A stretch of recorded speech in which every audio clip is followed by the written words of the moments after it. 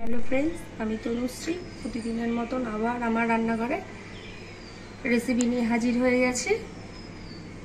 আমার রেসিপিটা দেখার জন্য সবাইকে জানাই স্বাগত। আপনারা কেমন আছেন ফ্রেন্ডস? আশা করি আপনারা ভালোই আছেন। আপনাদের ভালোবাসা ভগবানের আশীর্বাদে আমরাও ভালো আছি। আজকের রেসিপিটা হচ্ছে মাটন কষা। একটু করে দেখাবো রেসিপিটা কি করে করছি। বাটিতে মাটনটা ধুয়ে নিয়ে রেখে দিয়েছি জল ঝরিয়ে। আমার থালির মধ্যে আছে পেঁয়াজ কুচিয়ে রেখেছি, আদা রসুন বাটা বেটে রেখেছি, আর একটা কি বলুন তো ফ্রেন্ডস, পেঁপে গ্রেট করে রেখে দিয়েছি। সাথে তো সরষের তেল লাগবেই। আগে থেকে গ্যাস অন করে খালি কড়াই বসিয়ে দিয়েছি। খালি কড়াই গরম হয়ে গেছে, কড়াইতে দিয়ে দেবো সরষের তেল। তেলটা গরম হওয়ার জন্য একটু সময় নেব। তেল গরম হয়ে গেছে। পেঁয়াজ কোচানো থেকে কিছুটা পেঁয়াজ নিয়ে আমি পেঁয়াজটাকে বেরেস্তা করে নেব।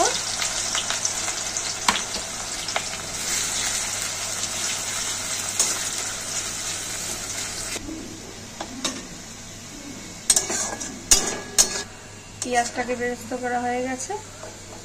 আর আমি বাটির মধ্যে পেঁয়াজ বেরেস্তাটা তুলে রাখবো।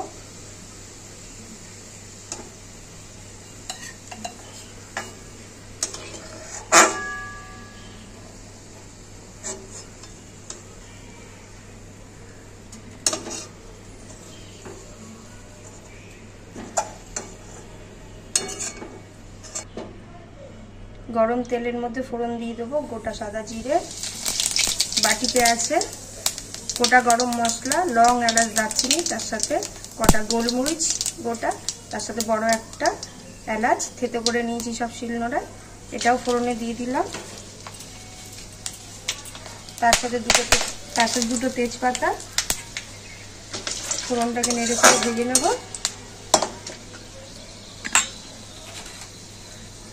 এবার আগে থেকে যে পেঁয়াজ কিছুটা কাটা ছিল রাখা প্লেটে, সেই পেঁয়াজটা দিয়ে দেবো।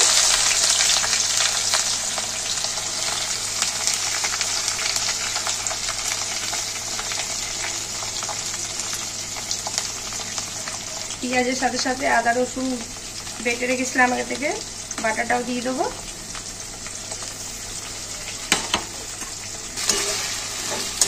একটু নেড়ে ঝেড়ে নিলাম পেঁয়াজ, আদা রসুন, পেঁয়াজ সব কিছু। তার মধ্যে আগে থেকে গ্রেট করে রেখেছিলাম যে পেঁপেটাও দিয়ে দিলাম।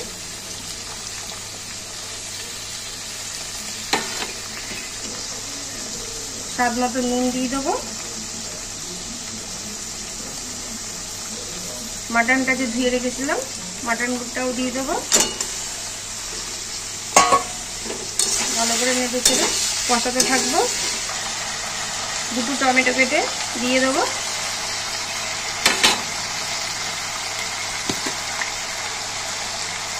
এবার এক এক করে মশলা দেবো। ধনের গুঁড়ো,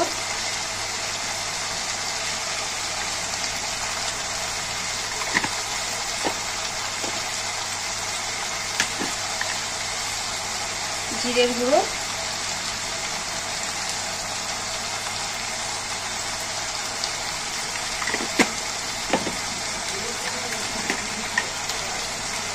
লঙ্কার গুঁড়ো,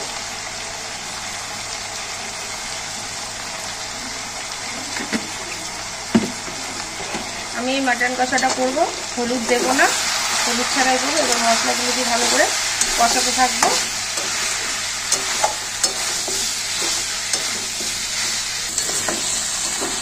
বেশ অনেকক্ষণ ধরে কষাতে হবে।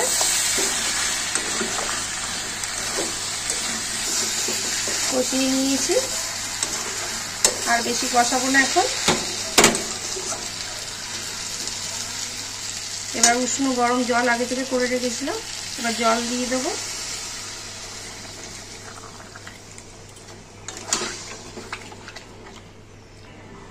মাটন সবাই মোটামুটি প্রেসার কুকারেই করে, আজকে আমি পুরোপুরিটাই এটা কড়াইতেই করব।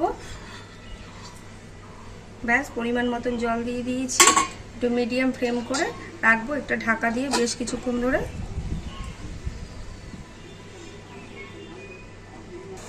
ঢাকনাটা খুলে দেবো। বেশ কিছুক্ষণ ধরে ঢাকা আছে। ঢাকনাটা খুলে মাঝে মাঝে আমি একটু নাড়িয়েও দিয়েছিলাম যাতে নিচে না লেগে যায়। দেখুন জলটা পুরো শুকিয়েই এসছে, পুরো কষা মতনই হয়ে এসছে। ভালো করে কষিয়ে নেব।